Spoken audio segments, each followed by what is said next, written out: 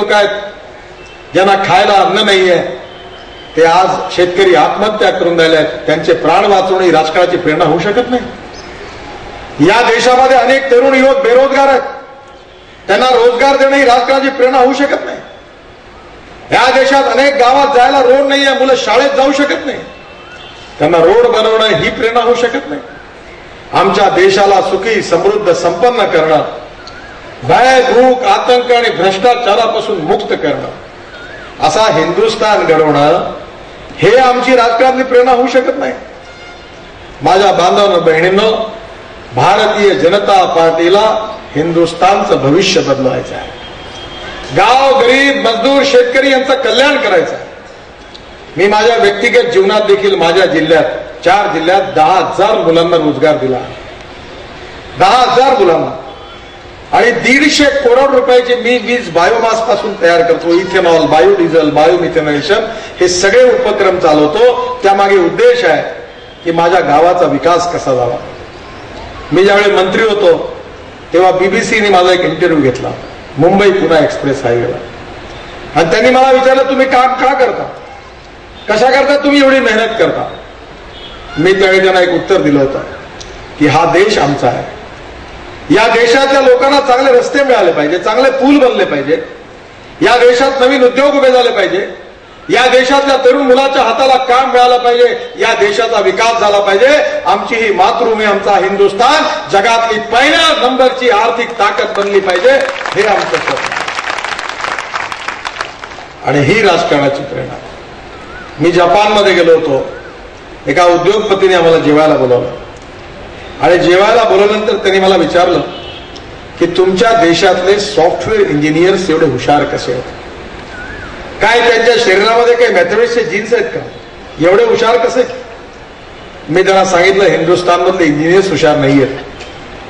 फक्त इंजिनियर्स हुशार नाहीये, तर अमेरिकेतल्या 10 डॉक्टरपैकी 4 डॉक्टर भारतीय आहेत. आणि मी असं करत करत हिंदुस्थानचं वर्णन करत होतो. माझी कॉलर टाईट झाली आणि तितक्यात त्यांनी एक गुगली बॉल टाकून मला प्रश्न विचारला की mister Gadkari, when you have everything then why your country is poor.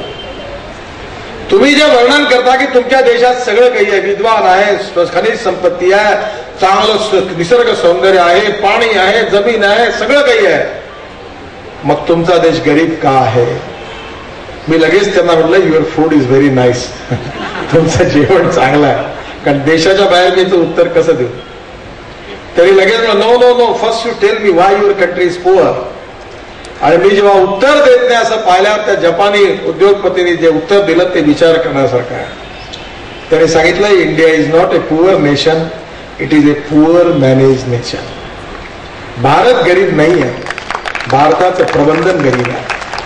सगळं काही बदलू शकतं. कमीत कमी तुम्ही माझ्यावर विश्वास ठेवा की आज केवळ पैशामुळे विकास होतो हे खरं नाही.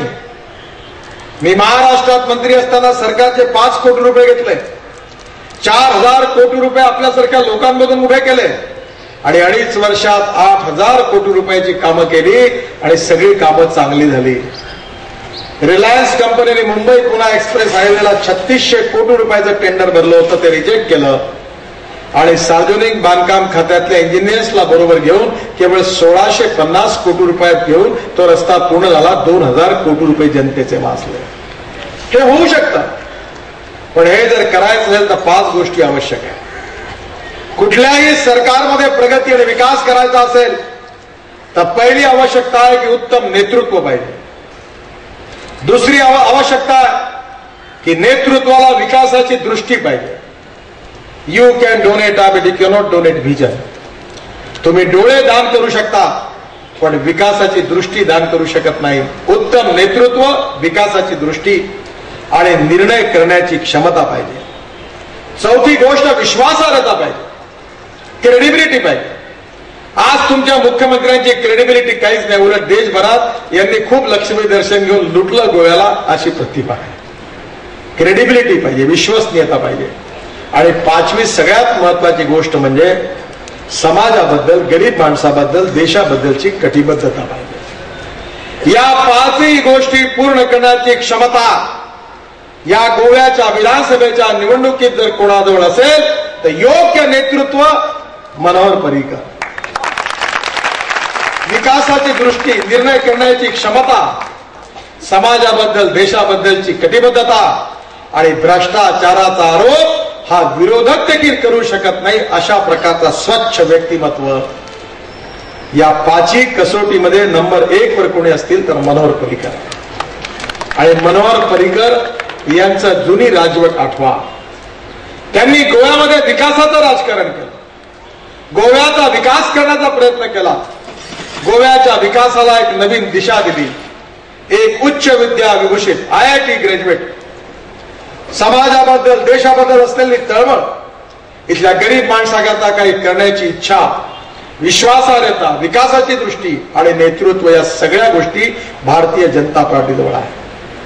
आणि म्हणून माझ्या बांधवांना बहिणींना मी तुम्हाला विनंती करण्याकरता आलोय की ही निवडणूक मनोहर पर्रीकर, दिगंबर कामत किंवा भारतीय जनता पार्टी आणि काँग्रेस पार्टीचं भविष्य ठरणारी निवडणूक नाहीये.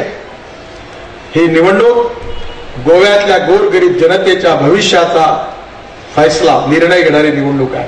तर माझ्या तोंडात हिंदी शब्द खूप येतात कारण मला मराठी बोलायला आता कमी संधी मिळते.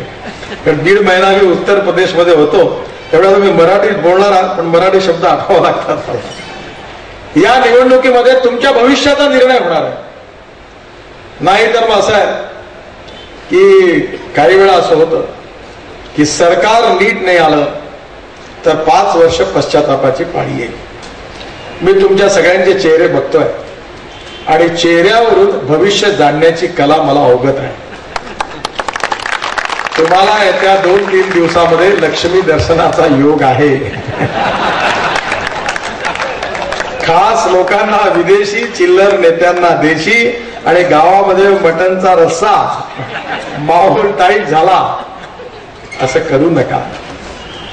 तुम्ही तुमची मुलगी जेव्हा देता तेव्हा असं करता का की कोणी मुलगा उभा झाला की घे बेटा हार घे टाक याच्या गळ्यात, सांगता तिला? नाही सांगत. त्या मुलाला रोजगार आहे की नाही बघता, त्याला पगार किती मिळतो बघता, त्याच्या घराचा, परिवाराचं चाल चलन व्यवहार चरित्र कसं आहे बघता आणि मग ठरवता की याला मुलगी द्यायची की नाही द्यायची. मग निवडणुकीच्या वेळी विचार का नाही करत? जाती पातीच्या आधारावर मत देऊ नका. 21व्या शतकामध्ये राजकारण आहे, विकासाचं राजकारण आहे. हिंदुस्थानचं भविष्य उज्ज्वल आहे. हा देश सुखी, समृद्ध, संपन्न, शक्तिशाली देश बनू शकतो. या देशामध्ये सगळी क्षमता आहे. पण तुम्ही चुकीच्या लोकांच्या हातात संधी दिली.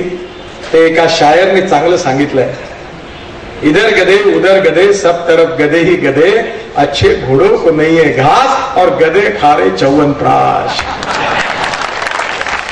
तसं करू नका. देशाचं भविष्य घडवायचं आहे. आज देशामध्ये वाईट स्थिती आहे.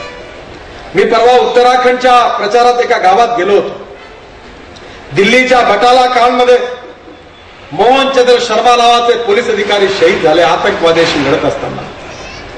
काँग्रेसचे नेते सलमान खुर्शीद यांनी सांगितलं की जेव्हा आतंकवादी मेले तेव्हा सोनिया गांधींच्या डोळ्यातून पाणी आलं. आतंकवादी मेले तेव्हा सोनिया गांधींच्या डोळ्यातून पाणी आलं. मी उत्तराखंडच्या त्या विधानसभेत गेल्यावर त्या मोहनचंद्र शर्मा पोलीस अधिकारीचे काका माझ्याजवळ आले आणि त्यांनी मला विचारलं की माझ्या मुलांनी देशासाठी लढत असताना, आतंकवाद्याशी लढत असताना त्याने आपलं, तो शहीद झाला, त्याने आपलं बलिदान केलं. पण काँग्रेसचे नेते म्हणतात की आतंकवादी जेव्हा मेले तेव्हा सोनिया गांधींच्या डोळ्यात पाणी आलं आणि माझा मुलगा आतंकवाद्याशी लढताना शहीद झाला तेव्हा त्यांच्या डोळ्यात पाणी आलं नाही. हे काय सुरू आहे? त्यांनी मला दुसरा प्रश्न विचारला की आज आजमगडला आतंकवादाच्या परिवाराकरता वारंवार भेटायला काँग्रेसचे नेते आजमगडची तीर्थयात्रा सतत करत आहेत, पण माझा मुलगा देशाकरता शहीद झाला, मला भेटायलाही कोणी आले नाही, याचं कारण काय? मी त्यांच्या प्रश्नाचं उत्तर नाही देऊ शकलो. दिल्लीच्या पार्लमेंटवर हल्ला झाला. अफजल गुरु जो मास्टर माइंड होता, ज्याला सुप्रीम कोर्टाने फाशीची सजा दिली, आज 6 वर्ष झाले आपलं केंद्र सरकार त्याला फाशी सजा देत नाही. काय गुन्हेगार आणि आतंकवादाला शिक्षा देण्याची जी जात, पंथ, धर्म, भाषा बघितली जाणार? Criminal is criminal, terrorist is terrorist. आतंकवादियों का कोई रंग नहीं होता. आतंकवादाला कुठला रंग नसतो. या देशामध्ये आतंकवाद्यांचं तुष्टीकरण सुरू आहे.